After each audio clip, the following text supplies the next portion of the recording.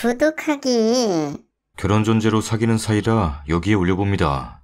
화나고 짜증나서 잠이 안 드네요. 남친과 저는 5살 차이예요. 전 30대 초반, 남친은 30대 후반이고 작년에 지인 소개로 만났어요. 둘 다 나이가 있으니 결혼을 생각하며 만났습니다. 평소 결혼 언제 할 건지, 예산은 어쩔 건지 그런 이야기도 자주 하고요. 제가 이번 주 월화수 여름휴가이고 남친도 같이 놀러 다니자고 휴가 일정 맞췄어요. 근데 시국 때문에 어디 여행 가긴 어려우니까 가까운 데 드라이브나 다니고 맛있는 거 사 먹자고 했어요. 그래서 토요일에 같이 놀고 집에 들어왔는데 밤에 갑자기 소고기 생각이 간절하더라고요. 잠들기 전에 생각한 게 내일은 남친에게 소고기 먹자고 해야겠다 였어요.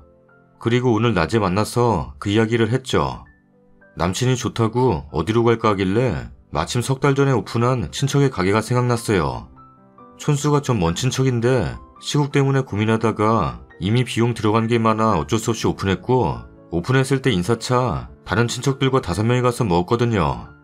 그때 남친에게도 이야기를 했었어요. 소고기 전문점인데 밑반찬까지 맛있다고, 맛만 보면 잘 될 것 같은데 시국 때문에 너무 아쉽다고. 그러면서 했던 말이 친척이기도 하고 이 시국에 와줬다고 고마웠는지 할인을 많이 해줬네 였어요. 이건 3달 전에 언급한 거고 오늘 갈 땐 언급 안 했어요. 친척들 5명이서 먹었을 때 어림잡아서 40만원 이상 먹은 것 같았는데 20만원만 받았거든요. 그땐 제가 아니라 다른 친척이 쌌어서 정확히 얼마나 먹었는지 제가 따져보진 않았었지만 최소 40만원 정도는 됐을 거예요. 1인분에 4, 5만원대였는데 고기 배 터지게 먹었고 술도 여러 병 마셨거든요. 어쨌든 1인분에 4, 5만원이나 하는 곳이고 제가 먹고 싶어 가자 했으니 가는 길에 제가 내겠다고 미리 이야기했어요. 남친은 웃으면서 그러라고 했고 저는 당연히 제가 내려고 했어요. 15에서 20만원 정도 예상했죠. 친척이 반갑게 맞아주셨고 서비스라면서 음료 2캔이랑 고기 한 덩이를 얹어주시기도 했어요. 그것만 해도 45,000원짜리 부위였는데. 남친도 엄청 잘 먹었고 저도 배부르게 먹었는데 계산하러 가니까 남친이 자기가 결제한대요. 그래서 제가 아니라고, 내가 낸다고, 내가 오자고 했잖아 했는데 아니라며 자기가 낸다고 카드 들고 서로 실랑이 하다가 남친이 결국 결제했고 친척도 웃으면서 우리 방순이 좋겠네. 남친이 비싼 소고기도 사주고 하며 훈훈하게 결제하고 나왔어요. 근데 나와서 잘 먹었다고 하면서 카페 가자 했더니 남친 기분이 안 좋아 보이더라고요. 그래서 왜 그러냐 했더니 주차장 가는 내내 인상 쓰고 있다가 하는 말이 할인을 안 해주네? 랍니다. 금액은 16만원 정도 나왔는데 비싸다. 왜 우린 할인 안 해주냐? 라면서 투덜대는 거예요. 그래서 할인해주는 거야 주인 마음이고 저번엔 오픈 때였고 다 친척들이었으니까 한번 그렇게 할인해준 거지. 그리고 서비스라고 고기랑 음료도 추가로 줬잖아 했더니 그거 얼마나 한다고? 랍니다. 음료까지 더하면 49,000원인데? 그런 불평이 운전하면서도 계속되니 저도 슬슬 짜증이 나더라고요. 그러게 내가 결제한다 했잖아. 왜 오빠가 굳이 결제해놓고 할인이 보장된 것도 아니었는데 돈 뺏긴 사람처럼 구냐? 라고 뭐라 했더니 그래, 그럼 네가 돈 내놔. 랍니다. 무슨 돈? 했더니 16만원 결제한 거 전액 나한테 이체해.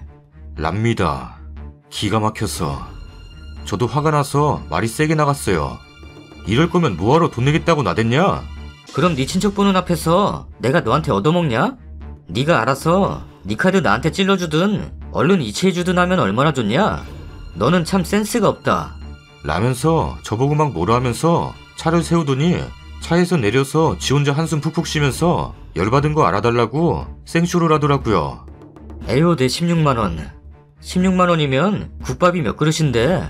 순댓국밥, 소고기국밥, 소머리국밥, 돼지국밥, 선지국밥, 굴국밥, 우거지국밥, 콩나물국밥, 수구레국밥, 장투국밥, 따로국밥, 김치국밥, 뼈해장국, 육개장, 설렁탕, 추어탕, 갈비탕, 곰탕, 내장탕, 마라탕 다 사 먹을 수 있는데. 랍니다. 얼탱이가 없었어요. 저도 짜증나서 차에서 내려서 따졌죠. 그래, 어차피 내가 내려고 생각했던 거니까 네가 결제하고 내가 보내줄 수 있어. 근데 그렇게 따지면 어차피 네 돈은 하나도 안 나가는데 왜 그렇게 할인 못 받은 걸로 억울해하냐? 처음부터 네 돈 받을 생각은 아니었어. 할인이 안 된 게 너는 아쉽지 않냐? 그리고 너 열받아서 나한테 너너거린 거, 오빠한테 너라고 하는 거 나쁜 버릇이야. 동방예의지국에 어디 감히 너너거리냐? 싹바가지 없는 행동하지 마. 라면서 갖가지 헛소리 늘어놓길래 그냥 뿌리치고 택시 타고 와버렸어요. 그리고 카카오페이로 16만원 싸줬네요. 15만 몇천 원인데 잔돈 가지라고 그냥 16만원 싸버렸어요. 그리고 톡으로 이걸로 우린 끝내자. 너같이 쪼잔한 놈이랑 뭔 결혼을 하겠니? 꺼져. 남은 건 국밥이나 사쳐먹어. 라고 했더니 전화하고 날리길래 차단했어요. 그랬더니 이번엔 페북으로 메시지 보내오더라고요. 누가 이깟 일로 헤어지냐? 생각보다 돈이 많이 나가니까 나도 모르게 짜증났던 거고, 너도 나에 대한 배려와 예의가 부족했으니 서로 사과하고 화해하자. 랍니다. 그래서 꺼지라 하고 페북도 차단했어요. 근데 짜증나요. 내 귀한 여름휴가. 이 소중한 시간을 이렇게 더러운 기분으로 보냈어야 하는 것도 짜증나고, 뭐 저런 찌질한 놈을 내가 1년 가까이 사귀었지 싶어서 또 짜증나네요. 16만원 돈 때문에 이런 치사한 꼴 보고 헤어진 분 계신가요? 참나, 내가 무슨 명품백을 사달란 것도 아니고 소고기도 내가 사겠다 했었는데 이런 꼴을 봐야 하나 싶어요. 추가 글입니다. 제 입장에서 공감해주시는 분들 많으셔서 그나마 속풀이가 되네요. 간혹 이상한데 핀트 꽂혀서 딴지 거는 사람들도 있지만요. 친척 가게 간 거부터 잘못이라는데 저는 그놈 여동생이 하는 네일샵 3번은 가줬어요. 원래 손톱 안 가꾸는데 지 동생 가게라고 얼굴 보고 친해질 겸 가자고 졸라대서 갔다가 처음 한 번만 지가 결제하고 2번은 제가 다 결제했었네요. 할인 그딴 거 없이 매번 5만원 내외로 결제했었어요. 그땐 결혼 생각하는 사이였으니까 예비 신우가 권하는데 강하게 거절할 수 없어서 회원가입했고, 그 뒤로 안부톡 할인 문자 보내오는데 가게 오라고 자꾸 보내는 것 같아서 적당히 2번 더 갔던 거죠. 그 번호도 다 차단해야겠네요. 상식적으로 예비 신우 가게가 불편하겠어요? 육촌 친척 가게가 불편하겠어요? 고기도 3분의 2는 지가 처먹었는데 불편했다면 그렇게 잘 먹었겠어요? 여튼 빨리 잘 헤어졌다는 생각으로 남은 휴가라도 즐겁게 보내야겠네요. 안녕하세요, 썰닭입니다. 식사들 하셨나요? 저는 오랜만에 뼈해장국 먹었어요. 국밥에는 소주인데 참느라 힘들었어요. 아마 마셨으면 오늘 영상이 안 올라왔겠죠? 날씨가 점점 추워지니까 따뜻한 음식 많이 챙겨 드세요. 챙겨줘. 구독하기 눌러주세요. 거의 한 달째 들들 볶이다가 오늘 아침에는 이혼 얘기까지 나와서 일이 손에 안 잡히네요. 결혼 4년 차입니다. 아이는 아직 없고요. 신랑은 1남 3녀 막내예요. 시어머님은 신랑 중학교 때 부부싸움으로 쓰러지시고 병원에 가셨는데 결국 돌아가셨다고 들었어요. 문제는 시아버지께서 저희 결혼 직전 쓰러지셨는데 병원에서는 가벼운 풍이라고 했다고 하더라고요. 어찌나 형님들이 결혼을 서두르는지. 집에 아픈 사람이 있는데 어쩜 저럴까. 단순히 그렇게만 생각하고 집안이 이럴 때 결혼해서 신랑 맘도 좀 잡고 안정이 되어야 하지 않겠냐는 말에 완전 빨리 결혼 진행을 했었네요. 결혼식당에 시아버지는 참석조차 하실 수 없었습니다. 양심은 있으셨는지 결혼 직후 바로 모시라고는 안 했습니다. 1년 정도 지나니 요양원에 모시자는 말과 며느리가 있는데 며느리가 모시자는 말이 나왔어요. 제가 직장을 다니는데도요. 전혀 제 의견을 낼 수도 들어주는 사람도 없었어요. 그렇게 지금까지 3년을 시아버님을 모시고 살고 있어요. 형님들이 간병인까지 집에 들여주셔서 지금까지는 조금 불편한 정도였고, 솔직하게 저도 시아버지 있는 상황이 좋은 것만은 아니라 힘들더라도 직장을 그만두지 않고 있었고요. 성격이 얼마나 대단하신지 저는 일주일에 몇 번씩 간병인들 전화를 받고 달래주고 부탁하고 툭 하면 자르십니다. 남편이 달래고 어르고 설득하고. 그래도 본인이 맘에 안 드시면 말도 안 섞고 아파도 말씀도 안 하시고 암튼 별종이십니다. 가벼운 풍이 오셨다고는 하나 몸이 불편해지신 건 좀 있으십니다. 말을 하실 때도 불편하시고. 결국 얼마 전에 더 이상의 간병인은 구할 수도 없는 상황이 되었고 집엔 아버님 혼자 덩그러니 있게 되었어요. 가끔 형님들이 돌아가면서 집에 와서 간호를 해주시고요. 여기까지는 그래도 이해가 되는 상황이라고 생각되는 부분이에요. 이 다음부터가 저는 아무리 생각해도 이해가 안 됩니다. 간병인도 없고 저는 7, 8시 넘어야 퇴근을 합니다.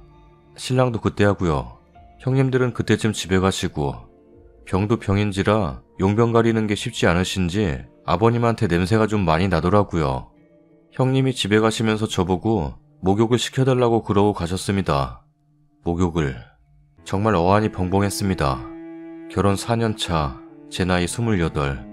처음 몇 번은 신랑이 해주었고 어제는 덜컥 저보고 목욕을 좀 시켜주랍니다. 이건 짜증 정도도 아니었습니다. 제가 쓰러져서 병원을 갈 지경이 되었어요. 정말 환장하겠더라고요. 남편에게 말했어요. 못하겠어. 다른 건 해도 그건 진짜 못해드리겠다. 며느리가 정성이 부족하다. 인정해. 나 정성 부족해. 인정한다. 근데 나한테 욕을 해도 목욕은 못 시키겠어. 아예 거동을 못 하시는 것도 아니고 혼자 걸어 들어가시고 부축만 하면 돼. 말이 되는 소리를 해. 옷 입고 씻냐? 너는 사상이 불순하다 정말. 아픈 환자잖아.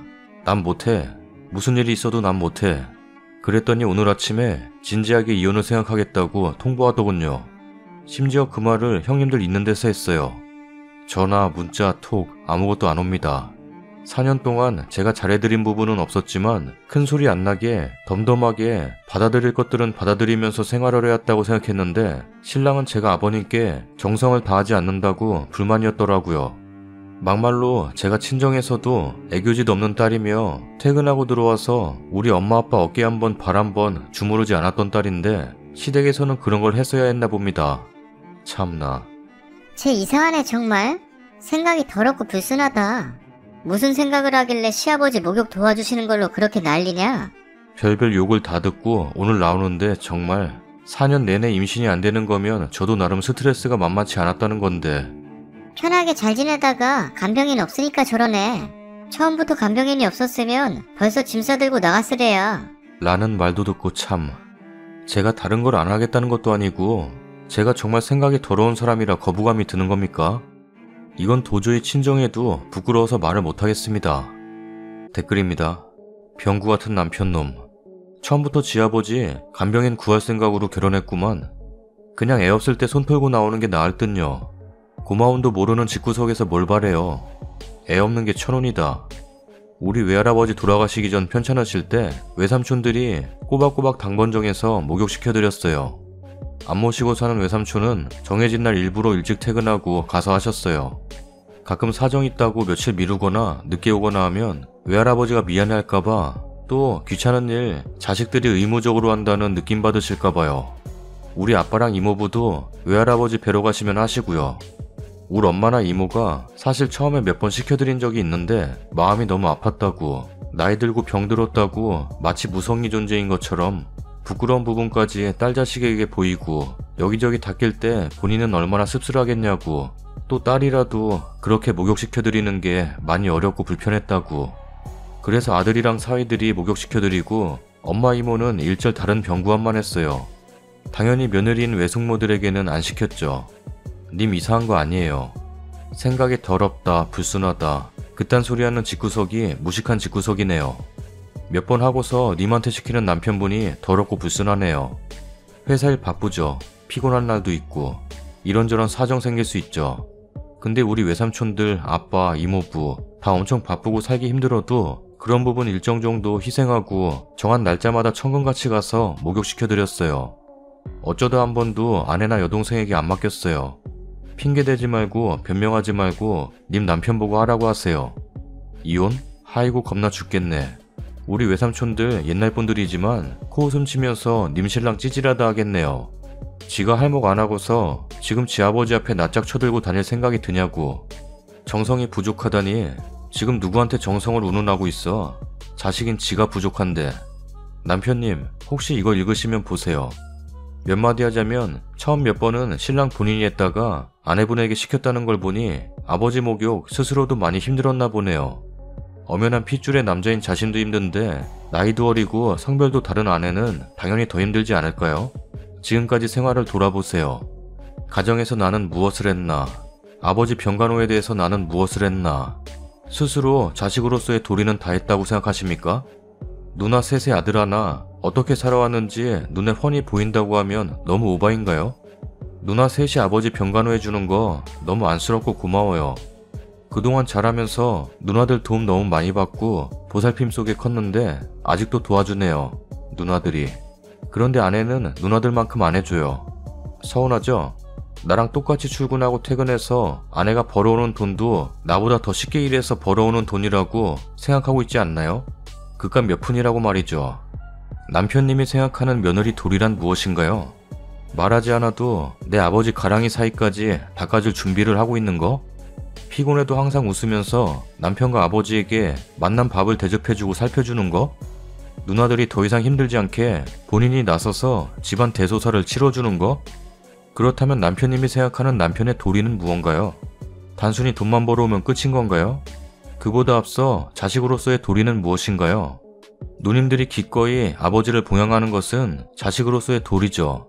그동안 낳아서 키워주고 보살펴준 대가를 갚는 거예요.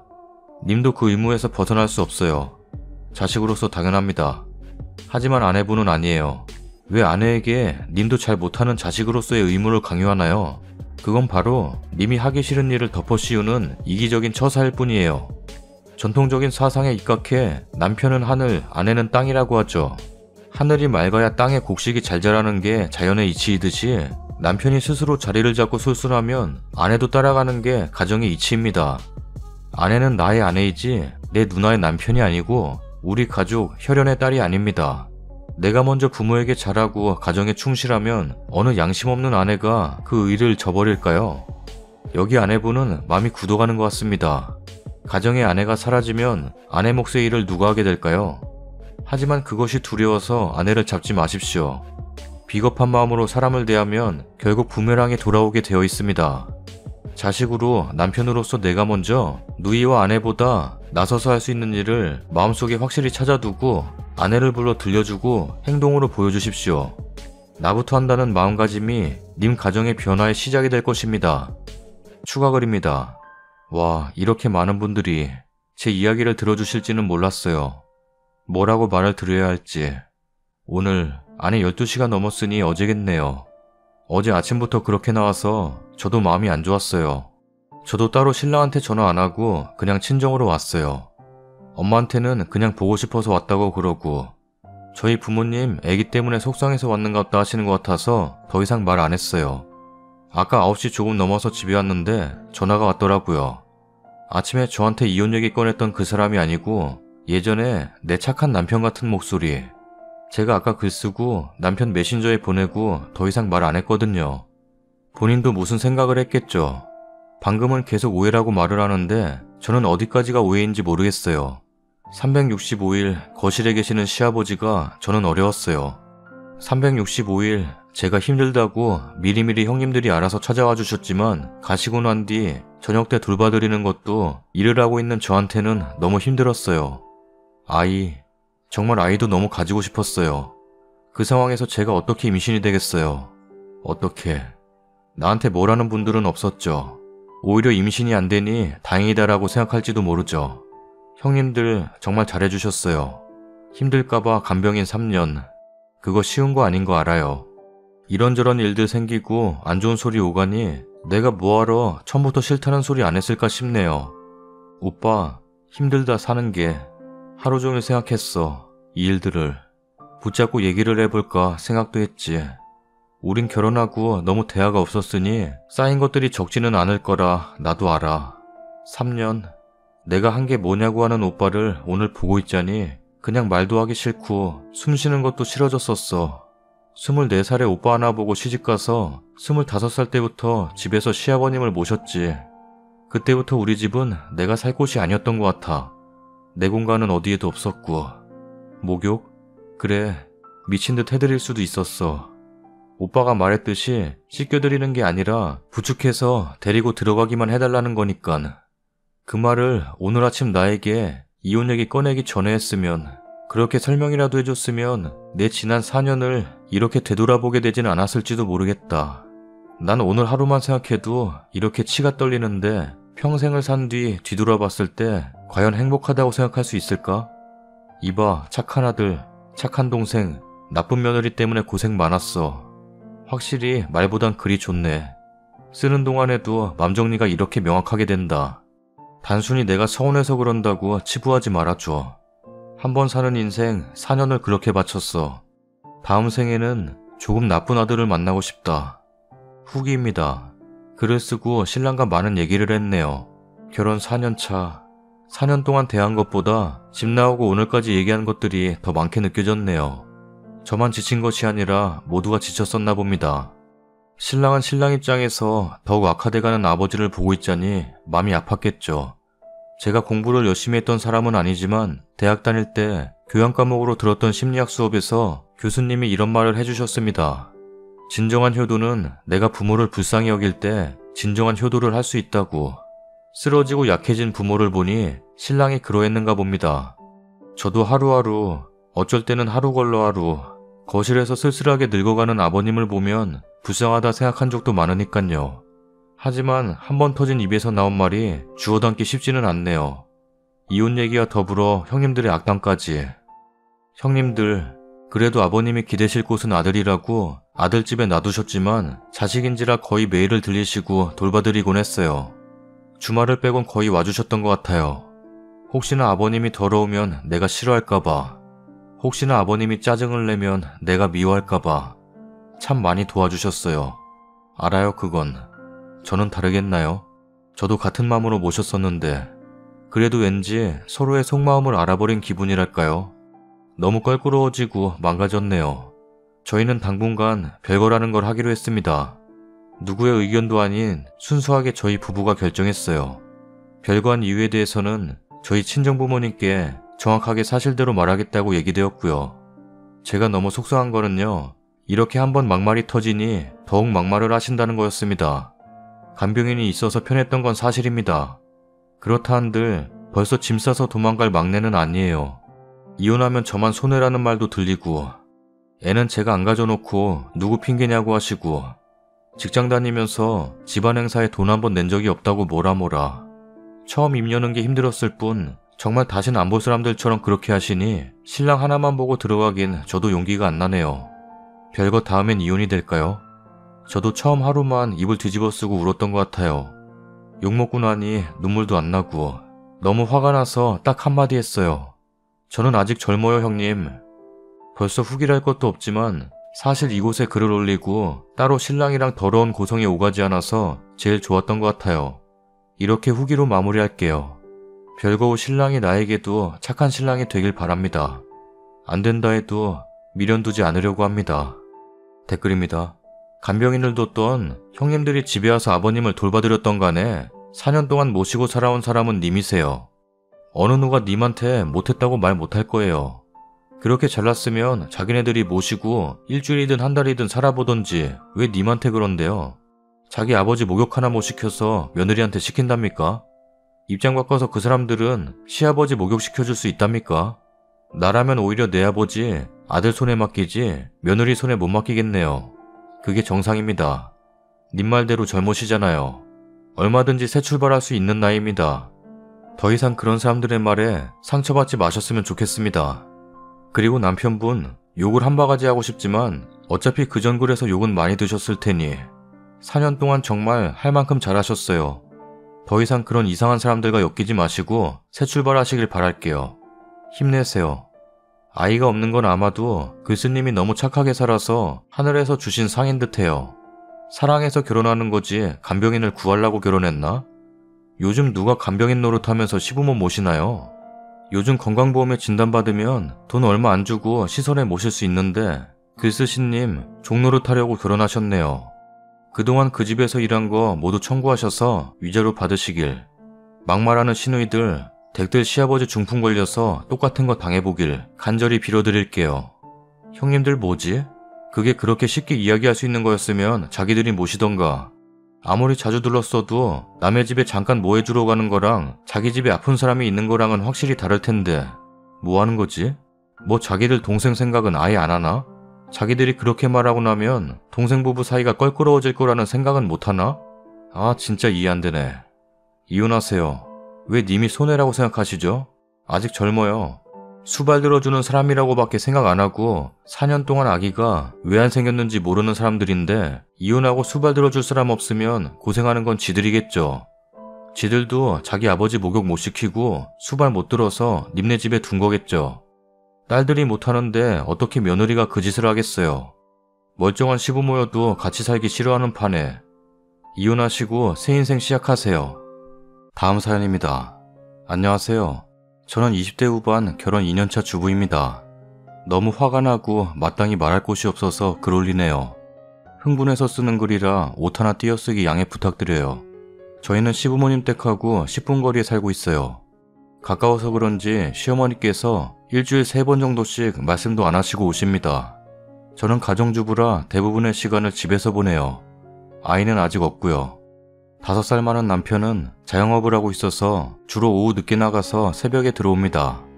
그래서 시어머니께서 오시면 뻘쭘한 시간을 매일같이 참고 잔소리를 들으며 일주일의 반을 보내고 있어요. 우선 말도 없이 비번을 치시고 들어오시는데 솔직히 언제 오실지 몰라서 매일 옷도 편하게 못 입고 있어요. 저번에 큰 박스티 하나 입고 있다가 어머니가 오셨는데 옷차림이 그게 뭐냐? 아무리 치밀하지만 그런 걸 입고 있냐? 라고 잔소리를 하셔서 그 다음부터는 트레이닝복이라든지 바지에 티는 기본으로 입고 있네요. 여기까진 그래도 참을만 합니다. 그런데 첫 번째로 오시면 봐도 크게 달라질 거 없는 저희 부부 옷장을 열어보세요. 수납장 같은 거요. 못 보던 티나 바지가 있으면 어디서 샀냐? 얼마 주고 샀어? 라면서 자세히 물어보십니다. 그런데 남편 옷은 새로운 게 있어도 안 물어보시는데 제 옷만 유독 그러세요. 그렇다고 제가 사치가 심해서 쇼핑을 자주 한다거나 허튼 물건은 사지 않습니다. 남편한테 생활비 타서 쓰는데 빠듯하지도 여유있지도 않아요. 이번에 날이 더워지면서 저희 집 앞에 옷가게가 있어서 장 보러 갔다가 세일하길래 여름 티셔츠 3개 샀어요. 하나당 15,000원짜리요. 그런데 시어머니가 너가 옷 입고 외출할 일이 뭐가 있냐? 라면서 잔소리를 하세요. 결혼 후 원피스 하나 안 사 입은 전데 이건 정말 서럽습니다. 그러고 냉장고 싱크대 등등 점검하시고는 커피 한 잔 드시고 드라마나 뉴스 같은 거 한 편 보시고 돌아가세요. 그런데 오늘은 너무 화가 나서 시부모님 댁 갔다가 대판하고 나왔네요. 제가 며칠 전에 친구 결혼식이 있어서 외출을 했는데 그날 오셔서 가져가신 것 같아요. 제 가방 중에 작은 크로스백이 하나 있는데 요새 작은 가방 메고 외출할 일이 별로 없어서 그냥 옷장 안에 넣어둔 상태였습니다. 방구 좋아하는 반찬 해놨다. 가져가라. 라길래 시댁에 갔습니다. 꼭 뭐 주실 땐 저보고 오라 하세요. 작은 거 하나라도 본인이 직접 오실 때 가져오시진 않으세요.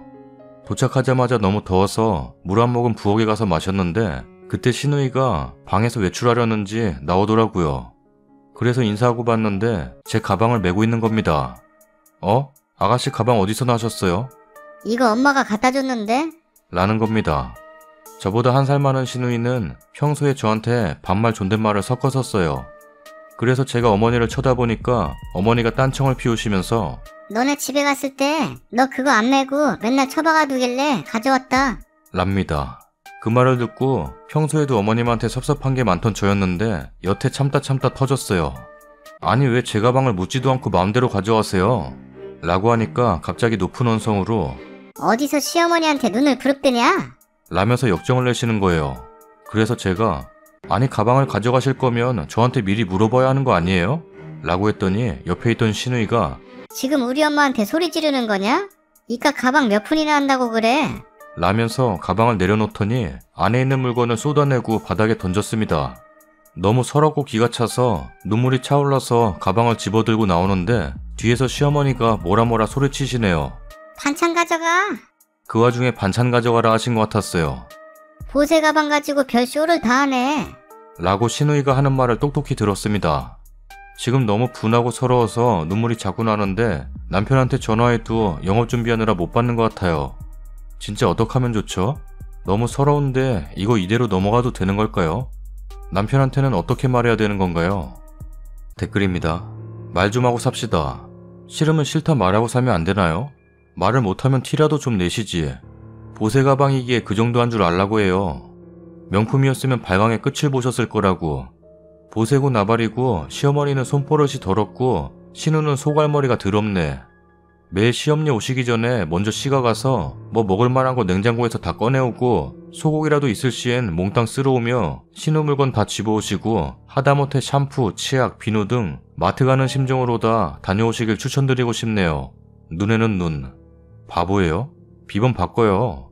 시엄마가 비번 누르고 들어와도 아무 말 못하고 옷장 검사에 냉장고 싱크대 일일이 검사를 당하면서도 아무 말 못하는데 글쓴이는 마치 본인이 그냥 이해해주고 참을성 많은 대인배인 척 글을 썼지만 제가 보기엔 무시당하는 걸로 보이는데요. 내 아들 돈으로 먹고 산다 생각하는 거일 수도 있지만 그러거나 말거나 금전적으로 넉넉해서 맞벌이 안 해도 되고 부부간에 상의가 된 거라면 시엄마가 뭔 상관인데 저런 짓을 해요. 남편도 똑같지. 남편이랑 단판 져서 일을 떠나 해결 안 되면 그냥 무시당하면서 사셔야겠네요. 본인도 무시당하는 거 알면서 그냥 있으셨을 텐데 얼마나 남편을 사랑하면 그런 취급을 당하며 사세요. 그러니 신우가 님을 우습게 보죠. 이혼할 각오하고 시어머니 못 오시게 해요. 비번 바꾸고 낮엔 아예 나가시던가요. 할 말은 좀 하고 사세요. 저런 시어머니는 성격 드세고 똑부러진 며느리 봤으면 님한테 하듯이 못했을 거예요. 처음부터 끝까지 님 잘못이 반이에요. 입 떴다 국 끓일 거예요? 가만히 있으니까 아주 만만하게 보잖아요. 혹시 몸만 오셨어요? 숟가락 하나 없이? 그렇지 않고서야 저런 행동을 왜 냅두나요? 남편한텐 왜 얘기 안 하고요? 서랍 마구 뒤져보는 건 친정어머니가 그랬어도 무례한 짓이에요. 시어머니가 비번 누르고 시도 때도 없이 찾아와서 불편하다 얘기하고 비번부터 바꿔야 할지 미련하게 뭐하러 옷 바꿔 입어요? 신랑한테 얘기해봤자 씨알도 안 먹히고 오히려 욕만 먹을 것 같아요? 그럼 결혼 잘못하셨네요. 꼭 인상 굳히고 화내야만 하는 것도 아니에요. 생글생글 웃으며 말하세요. 불편해요 하고 꾹꾹 참은 건 본인이에요. 다들 괜찮아 하는구나 여겼는데 이제 와서 그런 식으로 화내니 오히려 역공당하잖아요. 님이 꾹 참은 거요? 아무도 몰라요. 알아도 모른 척해요. 좋게 거절하는 건 애초에 없어요. 착한 병 걸리신 거 아니면 할 말 조곤조곤하고 사세요. 또 나중에 혼자 터져서 이상한 사람 되지 마시고요. 남편 좋은 사람이네. 마초니 여염이니 뭐니 해도 자기 마누라 일하는 거 원하지 않는 남자가 자기 가족, 자기가 먹여 살린다는 책임감이 유달리 강하지. 그런데 그 상황에서 남편이 남의 편이 아니라 내 편인 거 알았다면 진짜 두려운 게 있을 리가. 평소에 밥 잘 차려주고 자기 시댁에 잘해주는 모습만 보여주니 남의 편이 될 턱이 있나. 남편이 님 편인 것도 평소에 님이 보여준 행실에서 나온 복이에요. 아니 내가 봐도 부족함 없이 시누이와 시엄마 상전 모셨는데 누이와 엄마가 내 마누라한테 그랬다고? 보통의 남자라면 빡치지. 힘든 일 있으면 꼭 말해요. 끙끙 앓지 말고. 책임감이 있는 남편이라면 무슨 일 벌어진 게 확실한데 물어보면 아무것도 아냐, 별일 아냐 하면서 대답 듣는 것보다 듣고 자기가 해결해주는 것이 스트레스 덜 쌓여요. 시어머니가 가방을 가져간 걸로 일은 터졌지만 이 기회에 현관문 비번도 바꾸고 직장을 구하던지 안되면 알바라도 하세요. 아님 운동을 다니던지. 암튼 당분간은 집에 계시지 마세요. 그리고 집에 아무도 없을 때는 절대 들어오지 말라고 하세요. 비번을 바꾸면 들어올 수도 없지만. 남편이 어떤 사람인지 잘 모르겠지만 아마 글쓴이 편을 들지는 않을 듯요. 이혼을 각오할 정도로 강하게 나가야 해결이 날 듯한데 이번 일로 밀리면 평생 무식한 시어머니에게서 못 벗어납니다. 추가 글입니다. 집에 오자마자 눈물범벅이라 좀 씻고 혹여나 댓글이 달렸을까 확인하니까 몇몇 분들 댓글을 읽는데 오해가 있으신 것 같네요. 저는 아파트명이 권리 어쩌고 저런 댓글 단 적 없습니다. 제가 단 거 아니에요. 그리고 능력 없어서 취집하셨냐는 댓글이 있는데 아직 남편하고 통화가 안 된 상태라 얘기 끝나면 자세히 글 쓸게요. 후기입니다. 일단 이렇게 많은 분들이 봐주셔서 놀랬습니다. 댓글도 하나하나 다 읽어보았어요. 우선 저보고 많은 분들이 가장 궁금해하셨던 게 어린 나이에 왜 그러고 노냐, 취직했냐고 물으시는 댓글들이 많던데 작년 7월달까지 작은 중소기업에 다니고 있었어요. 근무 동안 직장 상사분의 무리한 갑질로 마찰이 심했는데 점심시간에 먹은 식사가 소화가 안 되어 걷어낼 만큼 스트레스를 많이 받았던 상태였습니다. 많은 분들의 조언을 듣고 나니 말 안 하고 참는 답답한 제 성격이 제일 문제였던 것 같습니다. 생리기간도 아닌데 스트레스로 인한 지속적 하혈이 너무 심했고 퇴근 후 집에 오던 도중 한번 쓰러져서 병원에 실려간 적이 있어요. 다른 분들이 느끼기엔 유난 떤다라며 별거 아닐지 몰라도 그 후로 남편과 상의 끝에 일을 관뒀어요. 남편의 수입을 궁금해하시던 분들도 계시던데 남편은 자영업 종사자이다 보니 뚜렷하게 수입이 정해져 있지 않아요. 대략 한 달 수입은 800 정도입니다. 많구만. 남편도 그렇고 저도 그렇고 어머니 용돈, 저희 어머니 용돈도 드리며 저축하고 둘이 먹고 살기엔 지장이 없었기에 남편은 결혼할 때부터 제가 일하는 걸 탐탁치 않아 했어요. 지금 살고 있는 아파트도 남편이 시댁 도움 없이 해왔고 저도 친정 도움 없이 작은 돈이지만 제가 모아뒀던 돈으로 혼수를 해갔습니다. 정말 사랑해서 한 연애 결혼인데 팔려갔냐는 댓글이 가장 마음이 아프더라고요. 일찍 결혼을 결심할 수 있었던 이유도 약간 무뚝뚝한 편이지만 내면이 따뜻한 남편에 대한 믿음 때문이었습니다. 저는 아버지가 안 계신데 저희 엄마께 남편이 평소에 정말 잘합니다. 저보다 더. 그 다음 비번 문제. 어느 분 댓글처럼 저는 제가 이제 부모님 틀에서 벗어나 한 가정을 꾸리는 주부인데 어린 나이에 결혼을 해서 그런지 시어머니라는 분의 말은 절대적이다 라는 어리석은 생각을 갖고 있었던 것 같아요. 나만 참으면 된다라는 부조리한 생각이었어요. 옷장 문제도 그렇고 똑 부러지기 싫다고 말할걸. 후회와 반성을 많이 했습니다. 앞으로 정신 차리고 살게요. 서론이 너무 길었네요. 자작이라는 분들은 평소에 속임을 많이 당하시고 사셨나봐요. 많은 분들의 댓글을 읽고 나니 좀 변해야겠다는 생각이 들었습니다. 많이 반성할 기회였던 것 같아요. 관심과 조언, 따뜻한 충고의 말씀들 감사합니다. 본론은 어저께 9시쯤 남편한테 전화가 왔어요. 목소리 듣자마자 가라앉던 마음이 또 서러움에 복받쳐서 눈물이 나더라고요. 몇몇 분들이 울긴 왜 우냐 하셨던데 제가 원래 바보같이 눈물이 많은 편이에요. 전화로 얘기하기엔 그동안 있었던 일들을 다 설명하기가 너무 길었고 팩트만 말하기엔 오해가 생길 것 같아서 집에 오면 얘기하자 했어요. 그랬더니 남편이 무슨 일 있는 거야? 최대한 일찍 들어갈게. 라고 하더라고요. 전화를 끊고 그 후 시어머니에게 전화가 2통인가 왔는데 안 받았어요. 남편하고 얘기 전에 시어머니랑 대화하기 그렇더라고요. 기다리니까 남편이 캔맥주랑 닭꼬치를 포장해서 일찍 퇴근하고 왔더라고요. 오자마자 간단하게 씻고 테이블에 앉아보라길래 앉아서 얘기를 나눴습니다. 대충 시어머니와의 그동안 있었던 일을 말을 하고 말주변이 없던 저는 그냥 판에 글 올린 걸 보여줬어요. 그동안 너무 힘들었는데 나도 이제 한계라서 이렇게 참고 살아야 하나 서러워서 글을 올렸다니까 남편이 묵묵히 듣더니 제가 쓴 판글과 댓글을 하나하나 읽었습니다. 아무 말 않고 맥주를 간간히 마시며 심각한 표정으로 유심히 읽더니 다 읽고 나서 또 한참 생각을 하더니 입을 열더라고요. 첫마디는 그동안 많이 힘들었겠다. 왜 나한테 말을 하지 않았냐? 그동안 나만 좀 참고 이해하면 되는 줄 알았어. 내가 안일하게 생각했어. 어머니가 집에 종종 다녀가시는 줄은 알았는데 이 정도인 줄은 몰랐네. 충격이야. 여태 남편하고 살면서 부부싸움 한번 해본 적 없어서 남편의 그렇게 심각한 표정은 처음 봤어요. 비번 문제는 남편이 먼저 아무 말 없이 현관으로 가더니 바꾸더라고요. 비번은 자기가 바꾼 게 아니고 내가 바꾼 거니까 어머니가 나중에 묻거든 내가 바꿨으니 할 말 있으면 나한테 하시라고 해. 라고 하더라고요. 비번 문제는 그렇게 해결이 되었습니다. 이제 박스티 마음 놓고 입을 수 있어요. 이게 전 제일 기쁘네요. 그리고 오늘 1시쯤 남편이 어머니께 전화를 드렸어요. 어제 무슨 일이 있었던 거냐고 물으니 시어머니께서 웬일이신지 차분한 목소리로 뭐라 얘기하시는 것 같았어요. 남편도 차분하게 앞으로 저희 집 오실 때 미리 며칠 전에 연락 주시고 오세요. 라고 확고한 말투로 말했습니다. 어머님이 알겠다고 하신 눈치였어요. 가방 문제도 어머니가 말씀도 안 하시고 가져가신 거니까 잘못한 게 맞아요. 방순이한테도 사과하셔야 해요. 라고 말해줬어요. 이때 가방 얘기 나오자마자 식사 준비하고 있었는데 눈물이 또 왈칵. 안 울라고 눈 크게 뜨고 혹시나 남편이 볼까봐 앞머리 만지는 척 몇 번을 닦았어요.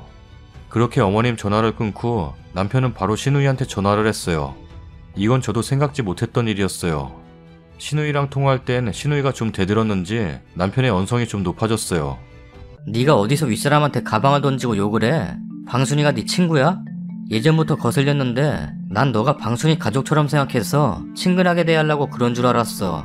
근데 그게 아니라 너보다 1살 어리다고 무시해서 하는 행동이었냐? 지금 오빠 무시하냐? 앞으로 한 번만 더 반말하면 가만히 안 냅둔다. 등등 중간중간 심한 말도 있었어요. 어머님이랑 통화할 때랑은 많이 달랐습니다. 남편의 속상한 표정을 보니 저도 너무 속상했어요. 식사를 하면서 남편이 당분간 우리 집하고 마주칠 일 없으니까 기분 풀고 장모님이랑 저녁 먹고 와. 라길래 알았다 했습니다. 그리고 쉬다가 남편은 출근했고요. 뭔가 해결이 돼서 속시원한 것도 있고 이상하게 마음이 불편한 것도 있네요. 알쏭달쏭한 기분. 1시간 전에 신우이가 카톡 프로필에 그렇게까지 해야 했나? 라고 바꿨길래 당연하지 라고 바꿔놨어요. 심장이 벌렁벌렁대지만 아가씨 아는 사람이 이 글을 읽던 아가씨가 읽던 이제 남편이 남의 편이 아닌 제 편인 걸 알았으니 두렵지 않아요. 그리고 시댁 보지 말고 살라는 댓글도 있었지만 남편이 저희 엄마께 하듯 앞으로도 시어머니께는 자식된 도리는 다 하면서 살아갈 거예요. 또 아니다 싶은 건 이제 참지 않고 즉시 말할 거예요. 여기까지 긴 글 읽어주신 분들 정말 감사합니다. 마지막으로 20대 주부님들 우리 같이 힘내요. 썰닭입니다. 첫 번째 사연, 아픈 사람을 케어한다는 거 정말 힘들죠. 시간이 길어질수록 더더욱. 근데 본인들도 못하는 걸 며느리한테 시키는 건 좀 아닌 것 같아요. 정말 저것 때문에 결혼 서두른 건지. 집에서 잘 케어할 수 없으면 요양원에 모시는 게 좋아요. 가끔 요양원을 안 좋게 보시는 분들이 계신데 어떻게 보면 집에 계시는 것보다 훨씬 더 심적으로 외적으로 편안하게 계실 수 있어요. 여러 프로그램도 많고 밥 잘 나오고 잘 케어해 주니까요. 잘 찾아봐야겠지만 노인성 질병을 가진 분들에게 나라에서 지원을 해줘서 비용도 그리 많이 들지 않아요. 등급에 따라 다른데 밥값 포함 보통 60만원대면 입소 가능합니다. 집안 소득에 따라 더 저렴할 수도 있고요. 두 번째 사연, 남의 거 함부로 손대는 사람은 정말 나빠요. 이런 말하기 쑥스럽지만 저 국민학교 1학년 때 제가 슈퍼에서 껌 하나를 몰래 가져왔는데 엄마가 저를 끌고 그 슈퍼 데려가서 죄송하다고 잘못했다고 하라고 엄청 뭐라 하셨어요. 그 이후로는 지금까지 남의 거 10원도 손 안 대고 있어요. 근데 손버릇 안 좋은 사람들은 커서도 그렇더라고요. 아, 갑자기 생각나네. 학교 다닐 때 가끔 친구들 집에 데려와서 놀았는데 뭐 한두 개씩 없어진 거. 내 만화책이 왜 여기 있어? 네가 빌려줬잖아. 엥? 구독하기 눌러주세요. 내 게임기가 왜 네 가방에 있어? 네가 빌려줬잖아. 엥? 구독하기 눌러주세요. 내 지갑이 왜 거기 있어? 네가 빌려줬잖아. 엥? 구독하기 눌러주세요. 다음 사연입니다. 그동안 너무 꾹꾹 눌러놓고 살아서 그런 걸까요? 오늘 드디어 이 집에서 내가 살 수 없어서 가방 하나 딸랑 싸들고 집 나와버렸네요. 6년간 산 남편 여기서 욕하는 것도 싫고 그냥 넋두리하고자 이렇게 타자치고 있는데 지금 영혼이 나가버린 듯 하네요. 지금은 임신 8개월 30주에 접어들었어요. 둘째라 몸도 더 힘들고 첫째가 미운 4살인데다 워낙 엄마밖에 모르는 까탈스런 남자애라. 저도 그에 비위 맞춰가면서 사느라 제가 뭘 먹고 사는지 몸은 점점 힘들어지는데 제 몸 하나 챙길 시간 없이 살아왔네요. 둘째 애가 덜컥 생기고 나서 처음엔 엄청 싸웠습니다. 우리가 외국에서 오래 있다 온 터라 집도 없이 친정에 살고 있었고 첫째도 발달도 느리고 그래서 둘째를 많이 망설였던 게 사실이에요. 문제는 저희 남편에 대한 제 믿음은 거의 바닥이라 이 남자를 믿고 살 수가 있나 라는 생각을 하루에도 수없이 하면서 사는 저였기에 둘째까지 가지면 이제 나는 끝이구나 라는 생각이 가득했거든요. 차에서는 호텔 영수증들이 나오는 게 여러 번이고 출장 간다고 거짓말하고 술 먹으러 다니는 거 걸린 적도 있고 해서 저는 바람이라 확신하고 있었는데 그때마다 이런저런 변명, 핑계인지 정말 저 사람 인생은 그런 건지 거짓말을 하는 건지 알 수 없지만 저도 머리가 너무 아파 더 이상 추궁하지 않고 넘어가곤 했네요. 그러다가 6월쯤엔 남편 전화로 여자한테 새벽에 전화가 왔는데 제가 받았어요. 근데 그 여자 여보세요? 여보세요? 여러 번 하더니 제가 말하니까 그냥 끊고 문자 보내오더라고요. 남편 핸드폰 패턴을 몰라서 제가 자는 걸 깨워 추궁하니 노래방 도움이야. 그냥 놀러오라고 연락하는 거야. 라면서 아무렇지 않게 말합니다. 사업하는 사람이고 아직 젊고 나가서는 매너 좋으니 그럴 수도 있겠죠. 여성분들이 심심해서 전화하는 걸 수도 있으나 유부남인 걸 아는데도 새벽에 전화하는 여성들 이해할 수 없다고 그분들도 상도가 있을 거 아니냐고 추궁해도 더 이상 대화도 안 되고 해서 저만 화내다 끝냈네요. 그러다 7월달에 시댁에 들어와 살고 있는데 아버지 어머니 다 계실 땐 괜찮은데 부모님들 시골집에 내려가셔서 1, 2주씩 안 오시면 꼭 출장을 빙자로 한 외박이며 친구들 핑계로 술자리 나가 새벽까지 안 들어오고 뭐 그럴 수 있어요. 놀고 그러다 보면 2시, 3시 넘어가고 근데 제가 싫은 건 전화 문자 하나 안 주는 남편입니다. 둘째 갖고 같이 병원 한번 안 가주고 설거지 한번 안 도와주고 심지어는 먹고 싶은 거 있다고 한번 말했더니 멀어. 다녀오기 귀찮아. 라면서 15분 거리가 멀다고 핀잔 주고 해서 이젠 뭐 먹고 싶다 말도 잘 못하고 있어요. 그래도 전 제가 씩씩하니까라며 혼자 삭히고 첫째 아이 어린이집 보내면 혼자 아침 겸 점심 겸 먹고 온 적 여러 번 있네요. 전 어디 한번 나가기도 너무 힘들고 눈치 보이고 생일이니 뭐니 친구들만 하는 건 꿈에도 못 꾸는데 우리 남편은 외박하고 싶을 때 하고 친구들 만나고 싶으면 만나서 노래방 도우미들 부르고 놀고 낚시 가고 싶으면 말도 없이 약속 잡고 나간다. 이렇게 통보나 하고 사회생활하면 저래도 되는 건지 돈 벌면 그래도 되는 건가요? 저도 외국에서 대학 다 나오고 일하면 전문직이라 고액 월급 보장됩니다. 허나 아이들 있고 그 아이들 돈으로만 키울 수 없는 거잖아요. 억울하고 우울증까지 오네요. 혼자 첫째 아가와 있을 땐 그 스트레스 우리 아들한테 다 푸는 것 같고 그 사람 지갑을 보면 제 사진 하나 없는 공간에 얼마 전 주운 지갑에서 발견했다며 20대 화장 짙은 처자 사진을 아직 가지고 다니는 걸 보면 남편 멘탈이 궁금해집니다. 과거 여친 얘기도 너무 쉽게 하고 요즘 성형한 여자들이 점점 이쁘게 보인다며 제 앞에서 어리고 성형하고 마른 여자분들 눈도 못 떼는 그 남자. 정말 싫어져요. 제가 임신 막달에 10kg 살찌고 애 보느라 외모도 못 꾸미고 더 스트레스 받는데 퉁퉁 부은 발다리 한번 주물러 주지도 않으면서 그렇게 다른 여자에게 눈 돌아가는 남편한테 꼭 복수하리라. 애 낳고 내가 달라져 복수하리라. 하루하루 다짐하는 것도 자존심 상하네요. 오늘 제가 이렇게 혼자 모텔에 오게 된 이유는 얼마 전 남편 지갑을 보다가 88정을 발견했어요.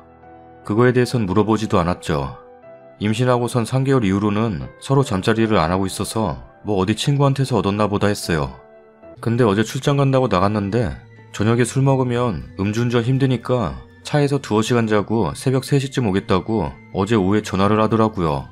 저는 알았다고 했고 근데 새벽에 오긴커녕 오늘 점심 넘어서 왔길래 뭐 했냐고 하니까 차에서 아침 9시까지 잤어. 랍니다.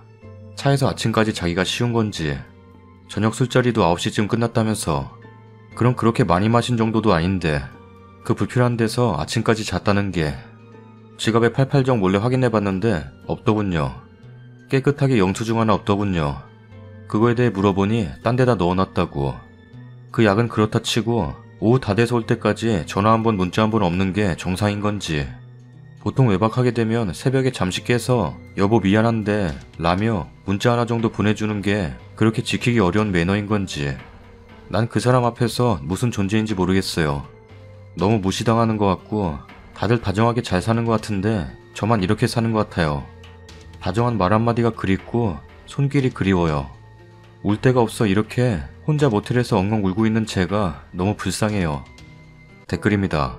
이것저것 다 떠나서 임신한 몸으로 혼자 모텔에서 울고 있다는 얘기를 보니 마음이 너무 짠하네요. 힘내세요. 아이들과 자신을 생각해서 냉정하게 결단 내리셔야겠네요. 결론은 모두 알고 있잖아요. 고생이 많네요. 남일 같지 않네요. 저도 9개월. 응급실도 다녀오고 불륜 저지른 놈들 덕에 첫째랑 뱃속의 둘째만 고생하네요. 이러고 살아야 하나 싶은데 일단 둘째 낳을 때까지만 참아보려고요. 그 뒤는 저도 모르겠네요. 힘내자고요. 세상 참 결혼하기 두려워지는 1인입니다. 하도 결혼 후 달라지는 남친들 모습에 말문이 막힙니다. 전 정말 아무리 남자들이 돈을 벌어준다 한들 서로에게 지킬 건 지키고 같이 해야 하는 것들은 같이 해줘야 된다고 생각하거든요. 그런데 이건 너무 도가 지나치네요. 잡은 물고기는 비유도 참 이런 거지 같은 말을 누가 만들었는지 내가 알고 있는 게 참. 아이들을 위해서라도 정신 바짝 차리세요. 글쓰님은 책임감이 강한 여자이실 것 같아요. 저런 남자분 때문에 쉽게 무너지지 않으실 겁니다. 아무래도 일단 친정집에 가셔야 할 것 같은데 증거라도 모아두세요. 이혼하려면 그런 것들은 모아두는 게 훨씬 이득이에요. 힘내세요. 허튼 생각하지 마세요. 생명은 소중해요. 남편이 임신 육아 때 대화를 안 할수록 엄마들이 힘들다 하더라고요. 집안일 많이 도와주는 것보다 대화가 중요하다고. 아무리 씩씩해도 우울해질 수밖에 없는 상황인 것 같아요. 그래도 둘째 생각해서 힘내시고 저 사람은 돈 벌어오는 기계다 생각하세요. 남편이 벌어오는 돈으로 본인을 위한 작은 사치도 해보시고 아기 엄마 친구들 많이 만드세요. 그렇게 몇 년 버티다 직장 생기고 남편도 그대로라면 그때 이혼 생각해보세요. 힘내세요. 저는 하나에 키우기도 힘든데 둘째까지 대단하네요. 그래도 남편 외도한 것도 아셨는데 둘째 지키신 것도 너무 멋있어요. 아이에게 많은 시간을 투자하고 많은 사랑을 준 만큼 아이들도 알아요. 아이들 앞에서 화목한 가정을 보여줄 수 없다면 혼자 아니면 친정도움을 받아 키우는 것도 좋다 생각해요. 지금은 마음 너무 아프시고 속이 썩다 못해 문드러지시겠지만 복수할 날을 생각하세요. 양육권 친권 가져올 수 있도록 글쓰님이 그동안 노력한 거, 고생한 거 일기로 남기고 아이들과 사진도 많이 찍어 놓으시고 배우자에 대한 부당한 태도, 외도에 대한 증거 수집도 천천히 준비하세요. 힘내시고 잘 해내실 수 있을 거라 믿어요. 화이팅! 추가 글입니다. 아이를 지킨 것도 아니에요. 초반엔 낳지 말까라는 생각이 더 컸죠. 애 주면 이혼이라고 난리치는 건 오히려 남편이었어요. 책임지고 옆에서 지켜봐주지는 못할 망정 그 의리심과 영웅심리랄까? 그런 건 대단한 남편이거든요. 처음부터 끝까지 책임지는 건 내 몫이고. 친정부모님도 그러시네요. 내가 독립할 수 있을 때 현명하게 이혼하라고. 저희 부모님도 같이 살 때 너무 많이 보셔서 아마 제가 이혼한다 해도 말리지는 않으실 거고 허나 아이들이 걱정인 거죠. 제가 아빠 없는 아이들을 만드는 게 아닌가 하는 생각, 그게 맞는 건가 하는 생각 때문인 거죠. 아기만 생각하고 살았어요. 근데 이젠 나 자신도 좀 생각하고 싶어요. 둘째까지 나오면 더 심해지겠죠. 이렇게 하루 이틀 실컷 울다 집에 가면 나을런지. 가정 욕보이기 싫어서 친정도 못 가고 친구도 못 만나겠네요. 썰닭입니다. 임신 8개월에 남편 바람 때문에 집 나와서 모텔에 와 있는 심정. 참 서러우실 것 같아요. 임신하면 먹고 싶은 거 이것저것 많을 텐데 고작 15분 거리 귀찮다고 하는 건 좀 그래요. 작은 물고기에는 밥을 주지 않는다. 그런 건가요? 결혼하고 마누라 임신까지 했으면 더 잘해주고 보듬어주고 사랑해줘야 되는 거 아닌가? 뱃속에 아이가 8개월이라니 뭐 어떻게 하시는 게 맞는지는 잘 모르겠네요.